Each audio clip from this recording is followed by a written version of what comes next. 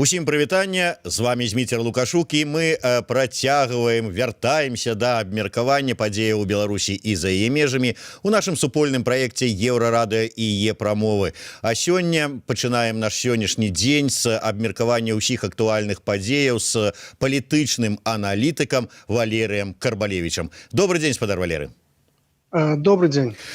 Спадар Валеры, сённяшні дзень пачаўся з інфармацыі пра тое, што былі ухваленыя, уведзеныя чарговыя санкцыі, чарговы пакет, чацвёрты пакет санкцый у дачыненні да беларускага рэжыму. Нават ужо за некалькі дзён было вядома, інфармацыя з'явілася, колькі чалавек, асобаў трапіць у гэты спіс, колькі прадпрыемстваў. Вось сёння, так бы мовіць, ужо Савет міністраў Еўрасаюза ухваліў гэты чацвёрты пакет. Але перш чым мы яго, можа быць, больш падрабязна абмяркуем да агульнага. Вот як вы лічыце, наколькі сур'ёзны гэты санкцыйны пакет? Калі казаць фармальна, то на гэтым тыдні павінен яшчэ адбыцца саміт Еўразвязу, і менавіта там ужо канчаткова будуць зацверджаны сённяшнія рашэнні, а уступіць яны ў сілу пасля таго, як будуць надрукаваныя. Хачу нагадаць, што плануецца таксама сёння аналагічнае рашэнне ЗША і Канады па пытанню санкцый адносна беларускіх і фізічных асобаў і юрыдычных асобаў. Значыць, калі казаць пра тое, што мы ведаем на сённяшні дзень, ва всякім разе тую неафіцыйную інфармацыю, якая з'явілася наконт гэтых санкцый, то мне падаецца, што яны апынуліся пакуль ва всякім разе з таго, што мы маем, даволі лайтовымі. Таму што анансавалася нешта трохі больш важнае. Анансавалася першыя сектаральныя санкцыі. То есть санкцыі, якія будуць біць па пэўным сектарам эканомікі, а не толькі кропкавыя адносна нейкіх канкрэтных прадпрыемстваў. І другое, анансавалася, што яны закрануць такія ключавыя галіны і такія ключавыя прадпрыемствы беларускай эканомікі, як Беларуськалі і нафтаперапрацоўка. Два нафтаперапрацоўчых завода Мозырскі і Новаполацкі. Вось і з таго, што надрукавана, з тых 8 прадпрыемстваў, якія трапілі пад санкцыі, там гэтых прадпрыемстваў няма. Там 3 дзяржаўныя прадпрыемствы, МАЗ, БелАЗ і Белаэранавігацыя, і 5 прыватных, якія належаць бізнесменам ці алігархам, калі можна так сказаць, хаця гэта слово адносна Беларусі не вельмі дарэчнае. Вось, якія, так сказаць, прыдворны бізнес, якія, як лічаць у Еўразвязе, з'яўляюцца кампаніямі, якія падтрымліваюць беларускі бюджэт і ўвогуле падтрымліваюць беларускі рэжым. Вось. Таму я б не сказаў, што гэтыя санкцыі даволі радыкальныя. Вось, хаця анансавалася, абяцалася значна больш. Ва всякім разе тое, што мы сёння маем. Глядзіце, некалькі тут пытанняў адразу ўзнікае, але давайте, можа быць, да лайтовасці гэтага варыянта. Наколькі, на ваш погляд, Аўстрыя адыграла сваю ролю у тым, што гэты варыянт лайтовы? Ведаеце, закулісныя перамовы там, яны ж не абнародуюцца, і хто там выступаў супраць, і хто тармазіў. Так, з'явілася інфармацыя, што там Аўстрыя заблакавала санкцыі адносна банкаўскай сістэмы. Ось, тут мусіць гэта тлумачыцца тым, што інтарэсы аўстрыйскага бізнесу ў Беларусі значныя. Фактычна адзіны еўрапейскі банк, які ёсць у Беларусі, гэта Прыорбанк, аўстрыйскі банк. Скажем так, дачка аўстрыйскага банку. Мусіць гэтымі тлумачыцца тая пазіцыя, якую заняла Аўстрыя. Добра, тады ўсё ж таки наконт лайтовасці. Глядзіце, калі казаць пра папярэднія пакеты санкцый, то даходзіла інфармацыя, што нібыта вось ад пачатку быў вот такі там вялікі спіс, потым з-за нейкіх там хітрыкаў, гульняў ці з беларускага боку, ці з еўрапейскага боку, ці там лабістаў еўрапейскіх беларускага боку нейкіх людзей вывелі. Тут такой інфармацыі няма. Атрымліваецца, што ад пачатку, складаючы гэты спіс, уносячы ў іх нейкія асобы, ну вот такі варыянт і рыхтаваўся, ну вот як вы кажаце, лайтовы. Ну, я думаю, што ўсё ж таки рыхтаваўся варыянт трошкі іншы, бо адкуль жа эта інфармацыя выплывала пра Беларускалі і пра нафтаперапрацоўку. Значыць, папярэднім варыянце мусіць гэтыя прадпрыемствы былі. Вось, цяпер іх не стала. Ну, паглядзім, што амерыканцы прапануюць. Магчыма, што вось тое, што не змаглі рэалізаваць еўрапейцы, будзе закладзена ў амерыканскіх санкцыях. Вось, таму пакуль ўсё мы разважаем на падставе пакуль папярэдняй інфармацыі. Ну, ці вось тая ж гісторыя, памятаеце, калі быў трэці пакет санкцый, казалі, што адтуль знікла прозвішча бізнэсоўца Машынскага. Ну, вось і цяпер яно не з'явілася, яго там няма, магчыма, што тут таксама гэтыя лабісты працуюць. Тым не менш, калі вось вяртацца да сектаральных санкцый, пакуль пра іх няма, хаця казалі, што можа быць яны спачатку, але вот зараз жа гучыць пра тое, што менавіта сектаральныя санкцыі будуць агучаныя ці то 24, ці то 25 чэрвеня. Ну, глядзіце, вось у тых, калі глядзець пра тыя 8 кампаній, якія трапілі пад санкцыі, то на гэтай падставе цяжка казаць пра некія сектаральныя санкцыі, таму што сектаральныя санкцыі тычацца цэлых сектараў эканомікі, умоўна кажучы, нафтаперапрацоўка, вытворчасць калія, машынабудаванне, вытворчасць прадуктаў харчавання. Вось гэта азначае, што ўсе прадпрыемствы, якія належаць да гэтага сектару, трапляюць пад санкцыі. Вось так я разумею сектаральныя санкцыі. Вось таго, што мы сёння атрымалі 8 прадпрыемстваў, ну як бы сектаральныя санкцыі зусім не вынікаюць, не выцякаюць. Але выглядае на тое, што менавіта гэтыя сектаральныя санкцыі, якія, можа быць, нам абвесцяць 24 чэрвеня, гэта і будзе 5-й пакет. То бок вы думаеце, што вось 4-й пакет, які зацвердзілі сёння, ён не канчатковы, а на саміце 24-25 будзе ўжо новы 5-й пакет, які будзе ўключаць сектаральныя санкцыі? Ну, я так не думаю. Я думаю, што тое, што сёння зацвердзілі міністры замежных справаў, зацвердзяць і значит, людзі, якія ўзначальваюць урады. Вось. Не думаю, што як бы прэм'ер-міністры ці кіраўнікі дзяржаваў, еўразвязу будуць абмяркоўваць канкрэтна некія спісы, некія прадпрыемствы. Гэта не царская справа. Я думаю, што яны зацвярджаюць тое, што ім прапануюць міністры замежных спраў. Я так думаю. Ага. Ну, такім чынам выглядае з вашага пункту гледжання, што 24 чэрвеня гэта будзе канчатковае зацверджанне вось гэтага ўжо агучанага 4-го пакета санкцый, а калі ідуць размовы пра падрыхтоўку 5-го пакета санкцый, тады, на ваш погляд, што ў ім будзе і калі яго чакаць? Ну, ведаеце, што сёння разважаць пра некі новы пакет санкцый. Я думаю, што вось цяпер, якраз пасля гэтай гісторыі з самалётам, з'явілася такая зручная падстава прымаць некія даволі рашучыя радыкальныя рашэнні. Калі цяпер гэтыя рашэнні не прынимаюцца, то я не чакаю, што некай далёкай будучыні, пасля таго, як гісторыя з гэтым самалётам адыдзе ў нябыт, яна пачне забывацца, будуць прыняты некія больш моцныя санкцыі. Просто цяпер узнікла такая эмацыянальная атмасфера у еўрапейскай супольнасці, сярод еўрапейскіх палітыкаў, таму што гісторыя з самалётам, яна як бы памяняла статус Беларусі.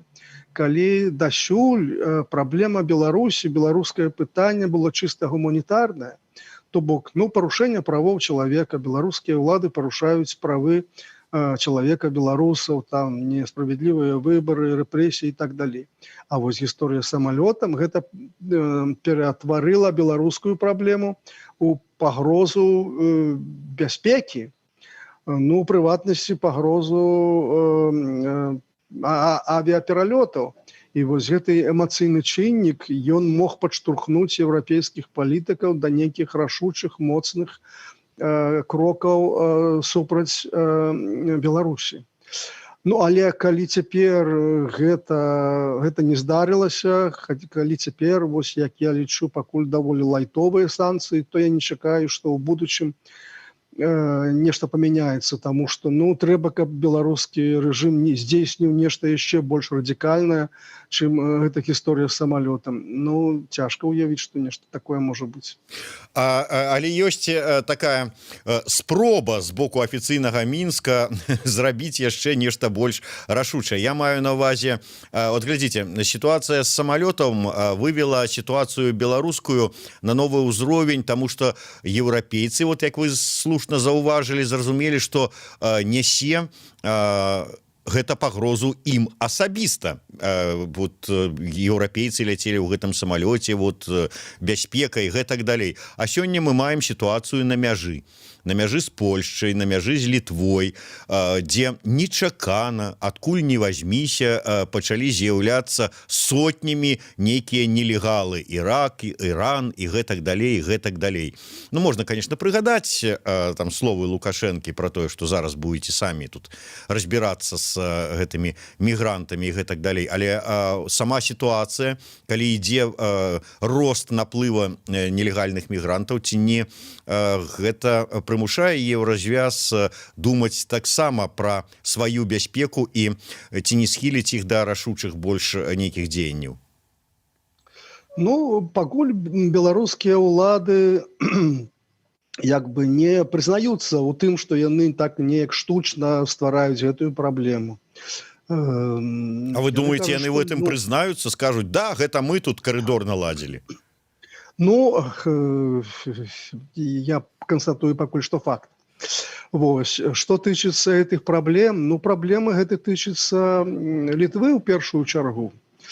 Як яны тычацца іншых краін Еўразвязу, пакуль ніяк, скажем, некая Партугалія, Іспанія, іх да гэтых праблем пакуль не вельмі цікаві, тым больш, што пакуль што так, ідуць дзясяткі, магчыма, сотні. А мы ўзгадаем пра мігранцкі крызіс, які адбываўся некалькі гадоў таму, калі тысячы мігрантаў ішлі з поўдня, і якраз яны паставілі ў цяжкае становішча паўднёвыя краіны Еўразвязу, там Італія, там Грэцыя і так далей. І быў вельмі востры канфлікт, калі вось гэтыя паўднёвыя краіны былі незадаволены рэакцыяй Еўразвяза, маўляў, чаму нас не падтрымліваюць, чаму не прынимаюць захады, чаму мы толькі павінны несці гэты цяжар гэтых праблем з мігрантамі.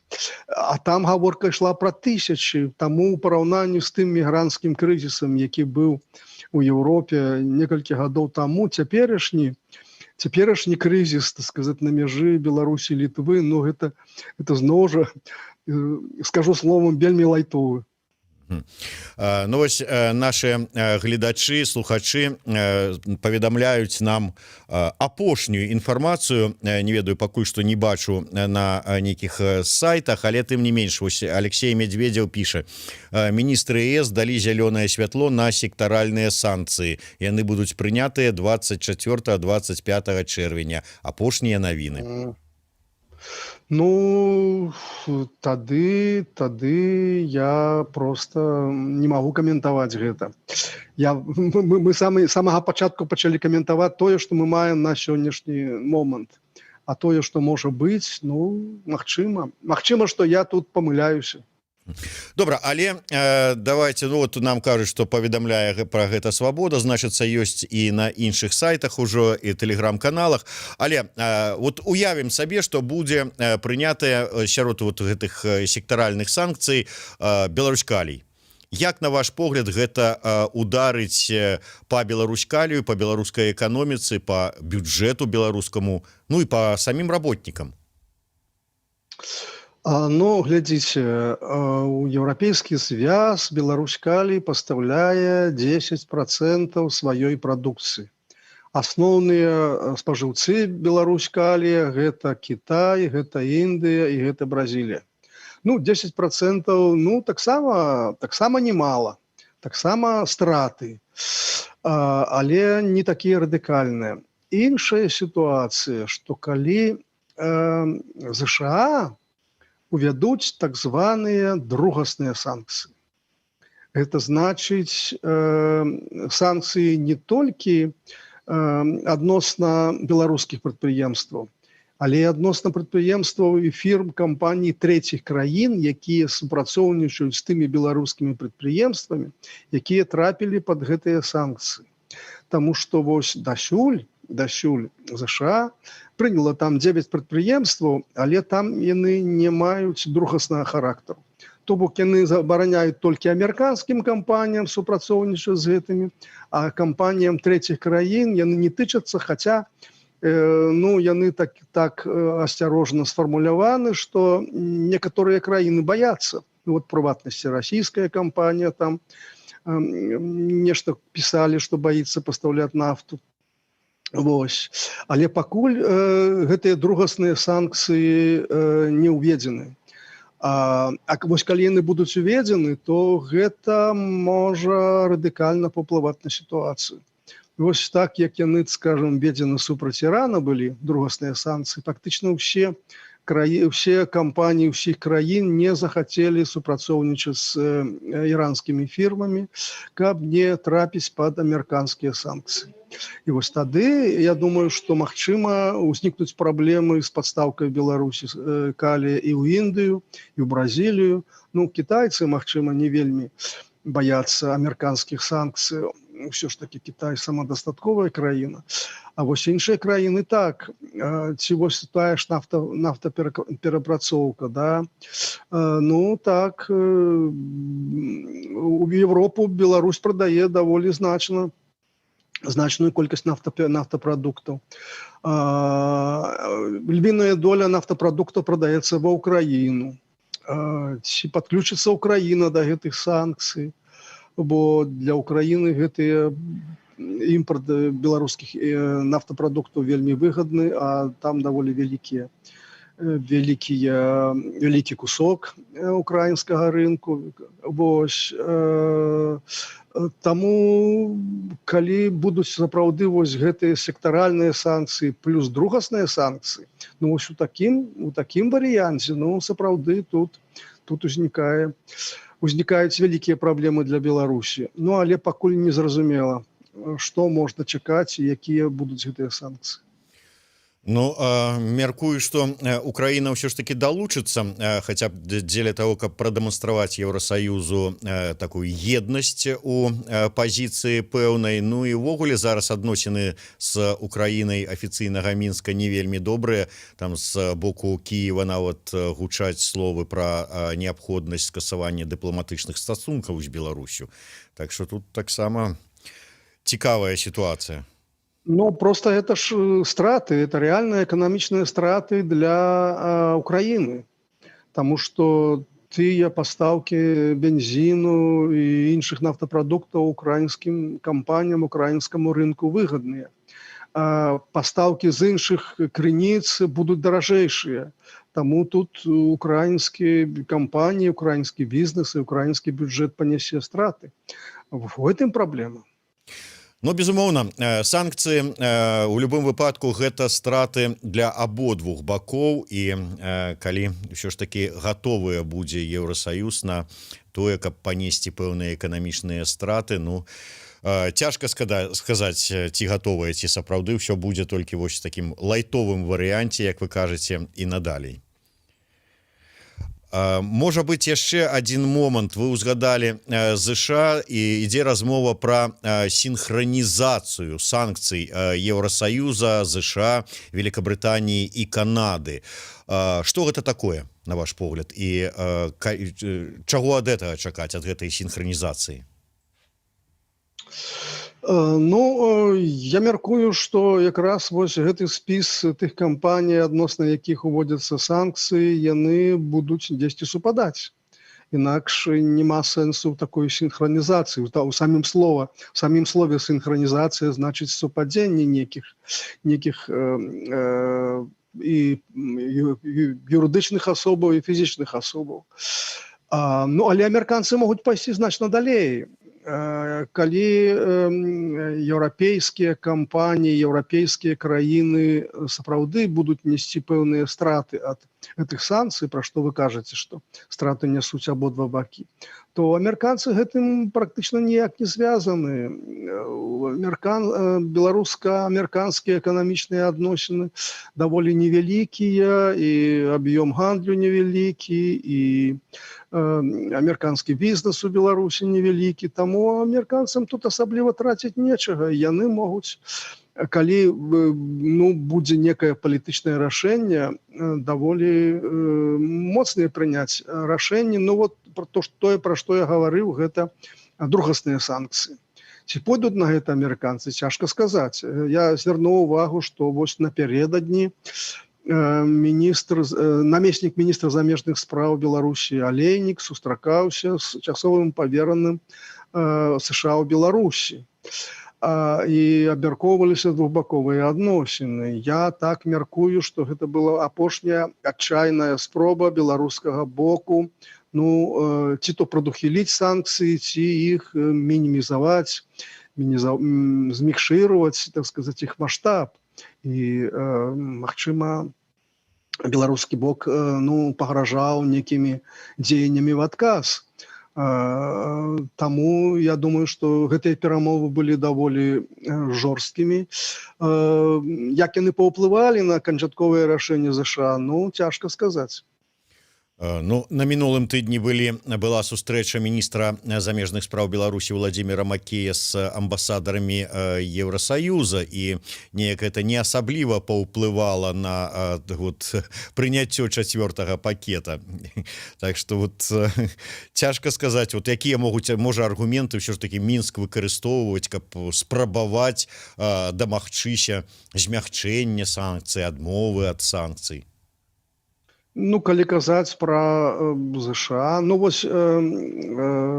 прэм'ер-міністр Галоўченко сказаў, што калі будуць прыняты такія санкцыі, то будуць прыняты абмежаваныя захады, ці некія захады супраць тых кампаній заходніх, якія знаходзяцца у Беларусі. Вось. Я магу нагадаць, зноў жа з вуснаў таго ж Галоўченка, што ў Беларусі працуе 300 літоўскіх кампаній, 200 украінскіх, 160 латвійскіх, 150 нямецкіх, 140 польскіх. І вось калі адначасова будзе нанесены некі удар, я не знаю, які там можа быць удар, я ўж не думаю, што гэта будзе увогуле поўная нацыяналізацыя гэтых кампаній. Я думаю, што прыкладна гаворка ішла пра тое, што у вас тут бізнес, і калі вы ўведзеце некія санкцыі, то гэты бізнес вельмі моцна пацерпіць. Вось, прыкладна логіка такая. Ці, вось, у Беларусі працуе Радыё Свабода, вось, яшчэ адзін прадмет торгу. Вось, у гэтым канфлікце з ЗША. Таму тут пэўныя варыянты ў беларускага боку ёсць. Што тычыцца гэтай сустрэчы Макея з амбасадарамі Еўразвязу. Я думаю, што гэтую сустрэчу трэба разглядаць у адным камплекце з той прэсавай канферэнцыі, якая адбылася, дзе прадстаўнікі розных ведамстваў тлумачылі гэту гісторыю з самалётам, і казырнай картай там было з'яўленне Романа Пратасевіча. трэба было неяк пераканаць заходнія краіны, што з Пратасевічам усё нармальна і ўвогуле ніхто яго тут не катуе, і ён тут дае, так сказаць, свабодна свае каментары. Іншая справа, што гэтая акцыя не ўдалася, таму што рэакцыя Еўрапейскага звязу была абсалютна супрацьлеглая, і эфект быў супрацьлеглы. Ну, але вось спробы неяк змікшыраваць эти санкцыі сапраўды рабіліся. Ну, не пачулі довадаў ні Макея, ні Галоўчынкі еўрапейскія лідары. І што зрабіў Мінск? Па словах вярхоўнай камісаркі Ан Мішэль Бачэлет, Беларусь прыпыніла працу офісу вярхоўнага камісара па правах чалавека у Мінску. Ну, вот да бізнеса еўрапейскага не дабраліся, але офіс камісара прычынілі. Ці не прычыняецца такім чынам апошняе акно нейкіх там магчымасцяў для зносінаў з захадам у афіцыйнага Мінска? Ну, бачыце, адна справа канфлікт Беларусі з захадам. Але калі гаворка ідзе пра офіс камісара па правах чалавека, то гэта структура аанаўская. Гэта ўжо не захад, гэта ўжо ўвогуле сусветная супольнасць. Вось, то бок, тут ужо канфлікт Беларусі не з захадам, увогуле з сусветнай супольнасцю. Вось пра што тут кажа гэты факт. Ну да, і такім чынам Беларусь сябе супрацьстаўляе фактычна ўсёй сусветнай супольнасці? Ну так, асабліва калі паглядзець на гэтае галасаванне ў Генеральнай асамблеі ААН па рэзалюцыі па М'янме, дзе Беларусь увогуле адзіная краіна ў свеце прагаласавала супраць. Вось гэтая адзінота, гэтае ізгойства беларускае, ну, яно становіцца ўсё больш і больш відавочным для большасці беларускіх грамадзян. І вось, хаця б тая праблема, вось, што ў беларусаў узніклі цяжкасці, каб адпачыць на цёплым моры гэтым летам. За ізаляцыі паветранай Беларусі, вось, і вось гэтая адзінота, гэтае ізгойства, ну, як бы яно становіцца відавочным і для прыхільнікаў Лукашэнкі, і для прадстаўнікоў номенклатуры, і для нейкіх нейтральных людзей. І вось гэтую сітуацыю скрыць нельга, схаваць нельга. І калі раней гэтыя санкцыі не працавалі, бо была б трошкі іншая сітуацыя. А сёння сітуацыя іншая. Па-першае, санкцыі больш моцныя, калі сапраўды рэалізуецца тое, што вось анансуецца сёння. Сітуацыя в эканоміцы горшая, і самае главнае, іншая палітычная атмасфера ў краіне. Бо сёння праблема легітымнасці беларускай улады нікуды не дзелася. Палітычны крызіс не пераадолены, давер да ўлады невысокі, і калі на гэтым фоне з'яўляецца некая новая праблема, ну, яна можа стаць нейкім штуршком, каб запусціць некія працэсы, ну, скажем так, цяжка кантралюемыя. Ну, то бок, у той палітызаванай атмасферы, якая ёсць у сёння, любая новая праблема будзе выклікаць дадатковы негатыў у адносінах да ўлады. Ну, што гэта выльецца, тут можна толькі меркаваць. Ну, памятаеце, як колькі часу таму Наталья Эйсмонт там горда сказала, што дыктатура гэта брэнд Беларусі. Зараз вось скажуць, ізгойства сусветнае гэта вот новы брэнд Беларусі. Будзем гэтым ганарыцца. Дарэчы, пра чым ганарыцца. Колькі гадоў таму, вот калі былі яшчэ папярэднія там ледніковыя перыяды ў зносінах з захадам, калі былі санкцыі, то Беларусь беларускія чыноўнікі нават ганарыліся тым, што я вось у спісе неўязных у Еўрасаюз, вот паглядзіце, як медаль за маю адданасць там Лукашенку асабіста і беларускаму рэжыму. А сёння вот ганарыцца гэтым можна, увогуле тыя так званыя кашалькі, як яны павядуць сябе, на ваш погляд, у гэтай сітуацыі, калі пачалі яны трапляць пад санкцыі, спісы і гэтак далей? Ну, тыя чыноўнікі, тыя прапагандысты і цяпер ганарацца, вось я там гляжу, час ад часу клуб рэдактароў, яны кажуць з гонарам, так, я трапіў у гэты спіс і ганаруся гэтым. Што тычыцца вось гэтых бізнэсоўцаў, зразумела, гэта непрыемна. І непрыемна тут не толькі у нейкіх канкрэтных страт. Магчыма, што у гэтых бізнэсоўцаў то і не вельмі вялікі бізнес з еўрапейскім звязам. Тут як бы другасныя, апасрэдаваныя наступствы. То бок, калі чалавек у чорным спіску еўразвяза, то гэтая кампанія, гэты бізнэсовец у пэўным сэнсе таксічны. З ім не вельмі хочуць мець справы, скажем, бізнэсоўцы трэціх краін. Вось. І гэта стварае пэўныя праблемы, гэта стварае пэўную насцярожанасць. Але праблема ж Беларусі ў тым, што беларускі бізнес, беларускія алігархі, так званыя, не з'яўляюцца суб'ектамі палітыкі.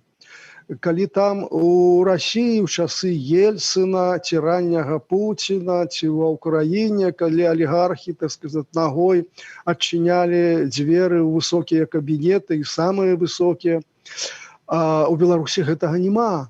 У Беларусі бізнэсоўцы пад каўпаком. Класіка жанра гэта як прабачце. Гэта як буйныя бізнэсоўцы кшталту Юрыя Чыжа на каленях выбіраюць картоплю у Дроздах на участку, якім, так сказаць, загадвае Александр Лукашенко.